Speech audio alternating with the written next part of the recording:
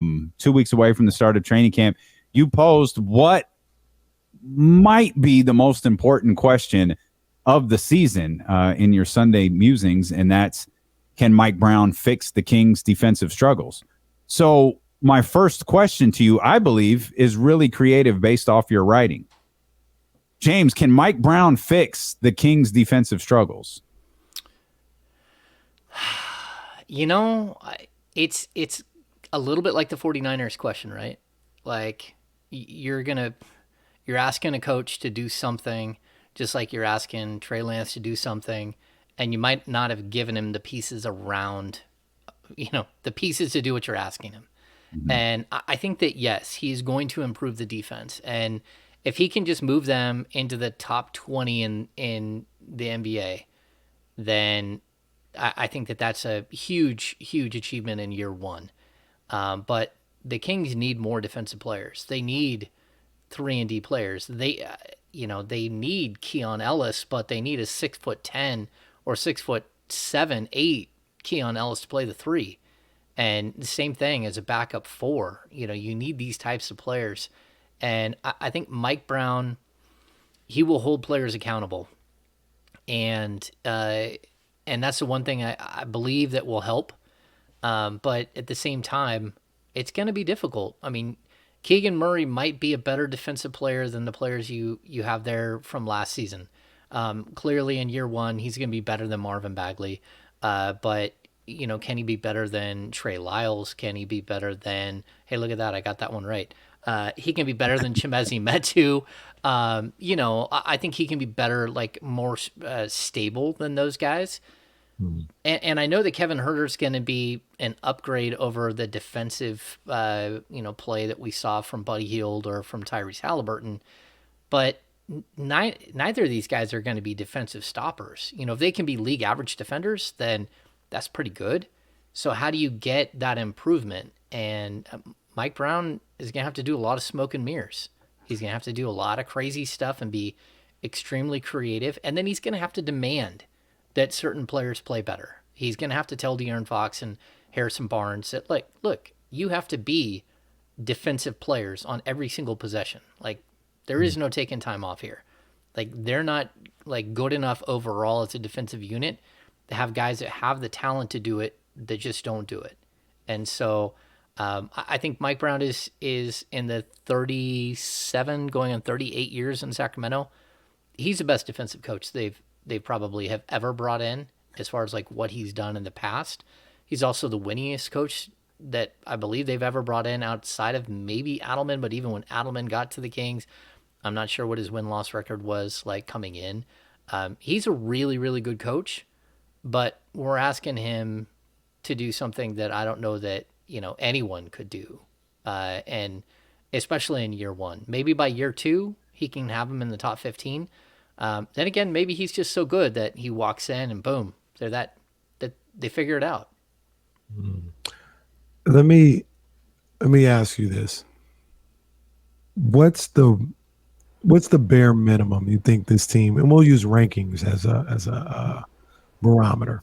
What's the bare minimum you think this team has to reach defensively to be able to make the playoffs? I think one of the biggest problems is we assume that they're going to be good offensively because they don't play defense and they're more offensive minded, and they weren't good offensively last year either. I think they finished 25 in defensive rating last season. They're going to have to be able to get into, the top, I'd say 18 to 21, and you got a shot at the playoffs. That's about it. I think that's where you got to be. And that's a tall task. I mean, there are teams that finish around 25, 26, 27 in defensive rating and somehow squeak into the playoffs, but they're so good offensively that's why. I think the other... Uh-oh. I wasn't sure if that was me or... No, it got him. It got him. It got him. Ladies and gentlemen, down goes Frazier. Down goes Frazier. And Ham is in his. Oh no! He's back. It's all right, Ham. That's all right. Him and PDX. That's all right, James. It's plaguing ESPN 1320 today. That's okay. Yeah. So I'll pick up where, well, at least where you left off for us. You're talking about finishing kind of in the 18 range. Certainly far more respectable than where they've been in recent years. But can the Kings finish in that area that you and Kenny are talking about right there? If, as a team, if Fox and Sabonis aren't particularly good defensively, because I think there are concerns about both of them, and they're very fair. But can the team as a whole get better if those two stay still? Yeah, they can, but you have to have the right pieces around them. So first of all, I don't think Sabonis is that bad of a defensive player. I think he gets a rap because he's not a shot blocker, but I still think he eats up a lot of space. He's really strong. He doesn't get shoved around. And the other thing is, like, we've talked about this a little bit, but in order to be a good defensive team, you have to actually get the defensive rebound and end the possession. And he's an exceptional rebounder. I think they'll be better as a rebounding team. And that will help them. I think Keegan Murray will help that process. I think, like having him play the 4 as opposed to Mo Harkless play the 4, or even if you want to say that Harrison Barnes is your 4 and he averaged 5.6 rebounds per game last year, you can get a lot more out of that 4 position alongside Sabonis. This couldn't be a really good defensive rebounding team. And so that's one way that I think, so to answer your question, yes, Sabonis can help this team, but it might not be because he's a lockdown, defender. I think also, bring up Keegan Murray.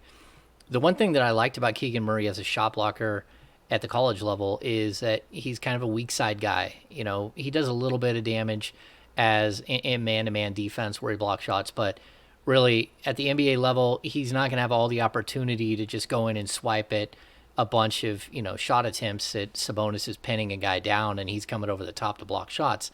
But there's going to be a few of those. And so you're hoping that he can help out as a shot blocker.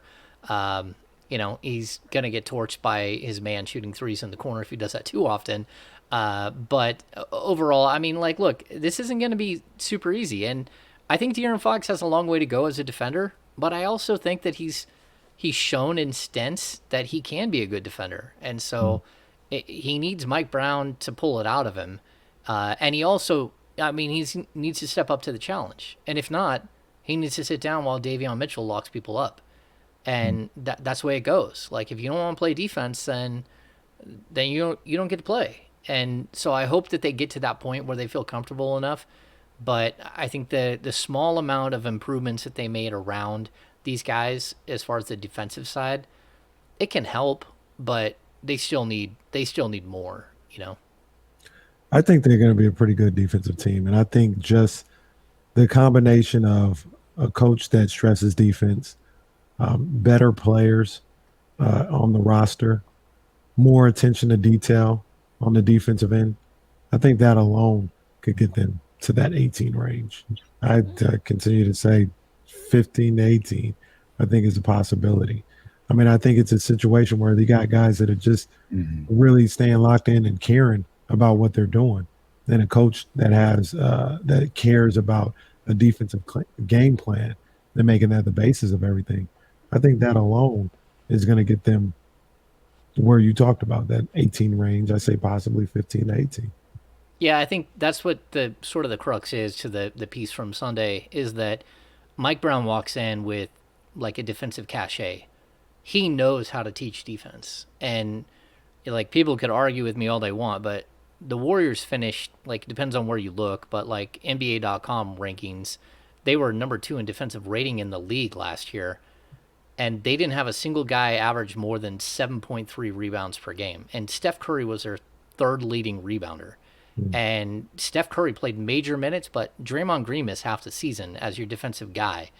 And Klay Thompson was coming back after missing 3 years. And Wiggins became a better defender. And Peyton, showed up and played really solid defense, even though he wasn't expected to even make that team. But he still did that in like 18 to 19 minutes a game. So like, how did Mike Brown do smoke and mirrors with that team last year? And that's the one thing that Kings fans should kind of look at and go, okay, this guy's a really good defensive coach. He coached that team, and although they're a veteran team that've been together forever, those aren't defensive players for the most part. I mean, Klay Thompson on one leg is not the same as Klay Thompson in his prime running around locking people up. It's just totally different. Kingsbeat.com. Go become a subscriber. Go become a premium subscriber. And go subscribe to the podcast. Search the Kings Beat wherever you get podcasts from, whether it's here on the Odyssey app or on Apple, Spotify, Google Play, whatever it may be. We're just 2 weeks away from the start of NBA training camp and media day, and so our Kings coverage is about to hit overdrive. James Ham's Kings coverage is about to hit overdrive.